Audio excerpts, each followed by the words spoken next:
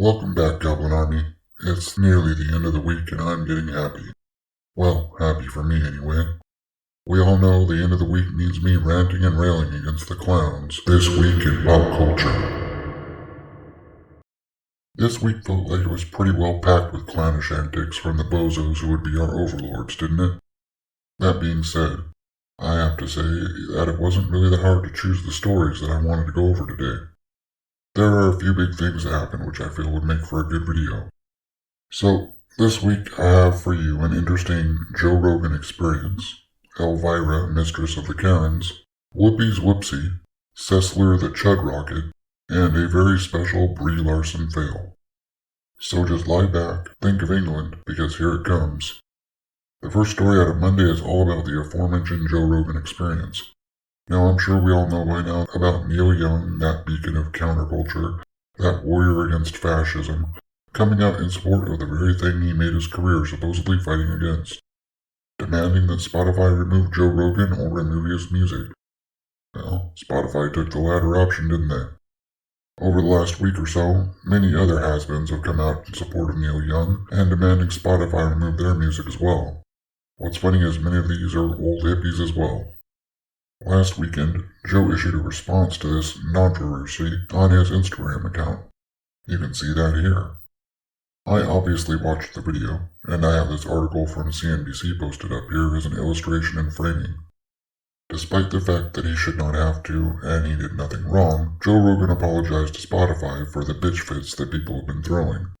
Near the end of the video, Joe Rogan said he was, and I'll paraphrase here, sorry if I pissed you off. This article from CNBC would have you believe that Joe Rogan bent the knee. Rogan did no such thing. Joe apologized to Spotify. Heartfelt. He's sorry that he made the shrieking hordes of window lickers mad. Then he said he was going to keep doing what he's been doing all along. Nothing more. As an interesting side note, a few celebs, including The Rock, have come out in support of Joe Rogan. I think that's nice. Well, it looks like I have to add a little update to this tale already. Apparently there have been clips going around of Joe Rogan saying a racial slur. I refuse to say N-word because I'm not fucking 6. I don't say that word out of respect in much the same way I don't say the word that traditionally referenced a bundle of wood. However, I will not say N-word either because, as stated, I'm not a fucking child. Anyway, according to people that have watched more Rogan than I have, those clips are from years ago and taken completely out of context. Sounds to me like they just clipped him saying that word a few times and left it at that. Well, anyone with more than 2 brain cells to rub together knows that's how these assholes operate, and, most likely, understands context. It seems that Dwayne Johnson isn't one of those people, as evidenced by this tweet here. Dwayne Johnson is no longer The Rock to me. He might be dumb as a bag of rocks, but he's not The Rock. The Rock died a long time ago and was replaced with typical Hollywood Wingstain, Dwayne Johnson. The next story is one that ties very nicely into the last one. Also, it comes from Clownfish, or rather a blog that they run, but isn't that nice? So, right off the bat, I'll tell you some of my views on Elvira, right from the start. I was born in the early 80s. Elvira was a thing from probably the late 70s through the 80s and into the early 90s. I mainly remember her from what were probably reruns of her movie Macabre and guest hosting spots and appearances she did in the early 90s. I'd have sworn up and down that she hosted USA Up All Night, but I looked it up and apparently I was dead wrong. Me being me, I loved her. I loved her look, the persona, and other things. She was a counterculture queen. Now, it seems like much like other counterculture icons of the past several decades, she's now all in for authoritarian censorship and propaganda. In a series of tweets, she stated that she stands with Neil Young, Joni Mitchell, et al., and urges people to sign a petition for Spotify to kick Joe Rogan off their platform. That's bad enough, right?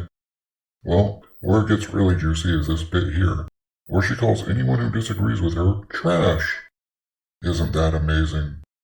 She then doubles down on her nonsense with a false equivalency argument about drunk driving. Truly, I used to think that stereotype about girls with big tits was a bunch of bullshit, but I'm starting to rethink that worldview. Thanks, Elvira. Oh, here's something amusing I just saw.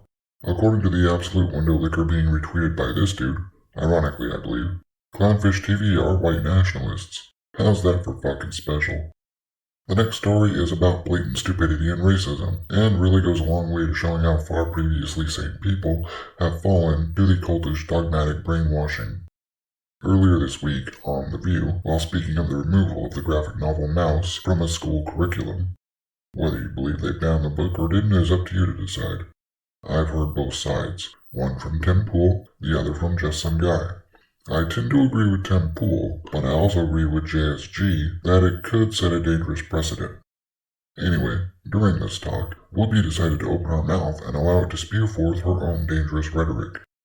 She claimed that the Holocaust, which killed approximately 6 million European Jewish people, along with an unknown number of Polish, Roma, gay people, black people, etc., that the entire reason the state of Israel exists in the modern era wasn't about race.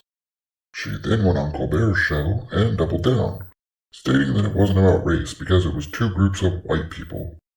Anybody with a grade school education knows better than that shit. Tell me something, Whoopi, please.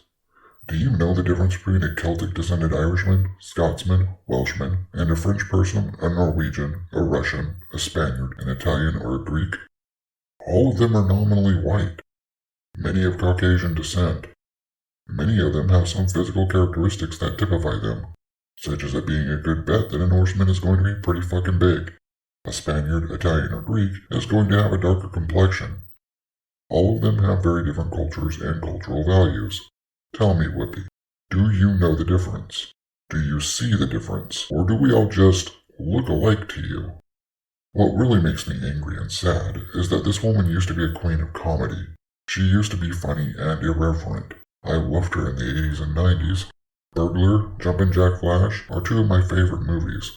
Hell, the woman dated Ted Danson for a long time. As I said, this just illustrates the insidious nature of the far-left cult dogma. This woman dated Ted Danson. She probably wasn't racist 20 to 30 years ago, but she's been indoctrinated into the cult in that time, and now, anyone with skin lighter than hers is, quote, white and not a race of people.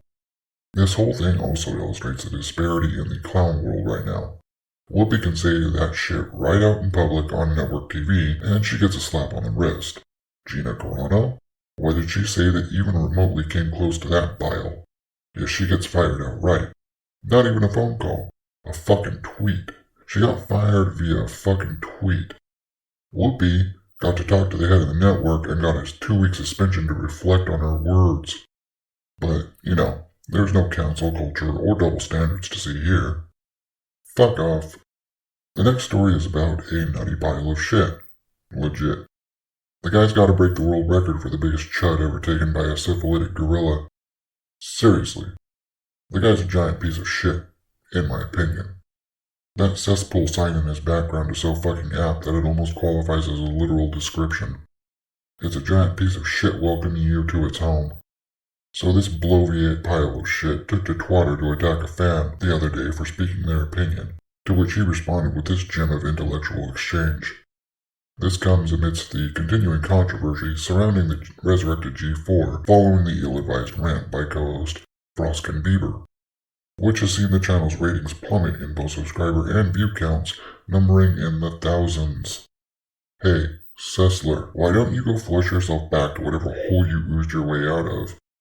The last story is a little more lighthearted, I suppose. Something ridiculous to close out the week.